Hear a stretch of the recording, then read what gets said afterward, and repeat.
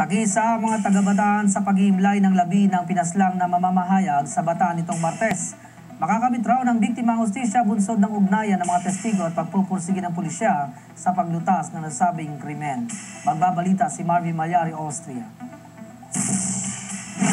Inihatid na sa kanyang huling hantungan nitong Martes, January 13, ang mamamahayag na si Nerly Ledesma na pinaslang sa Balanga City, Bataan. Aabot sa 2,000 katao na kinabibilangan ng mga kaanak, kaibigan, kasamahan sa Kapitolyo at kapwa mamamahayag at mga residente ng Barangay Tuyo ang sumama sa marcha patungo sa libingan ng biktima. Naging emosyonal ang mga huling yugto bago inihimlay ang labi ni Ledesma. Ang mga kasama nito sa pamamahayag sa Bataan ay tahimik na nakiramay sa pamamagitan ng pagsusuot ng itim na damit. Ang malaking truck na ito ay nilagyan din ng mga tarpaulin at ipinarada sa plaza ng Balanga City. Nakasaad rito ang panawagan ng pamilya, mga kapanalig ng pinaslang na mamamahayag at pinuno ng Tagnay Homeowners Association sa kanilang lugar. Samantala, ilang oras bago ang libing ay dumalaw ang mga pangunahing opisyal ng National Press Club na sina Joel Egco, Pangulo ng NTC at Vice Presidente nito na si Benny Antiporda. Naniniwala si Egco na posibleng may kinalaman sa trabaho ang pamamaslang kay Ledesma. We presume na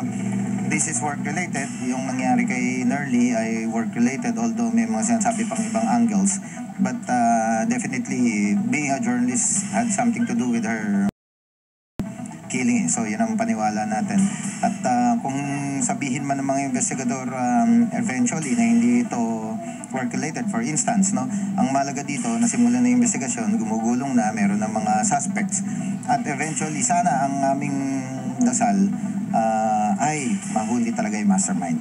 Habang si Antiporda tiwalang hindi mababaon sa limot ang krimen, bunsod ng kooperasyon ng mga otoridad at ng pamilya ni Ledesma. Well, nakita natin na dito pa lang yung first step, yung cooperation between the victim's family and of course yung kapulisan, maganda naman kung kaya't kahit paano nagkakaroon ng magandang resulta. Although yung isa nga napalaya, so let's consider it also na isang malaking lead para sa atin dahil eto nga yung napalayang to dito makikita na talagang parehas yung kaso, no, at magiging maganda rin para doon sa pamilya na hindi fall guy yung mga hinuhuli ng kapulisan. Kasama si Mike Sigaral, ako po si Marvin Malyari, Austria, Alerto Alisto sa pagbabalita.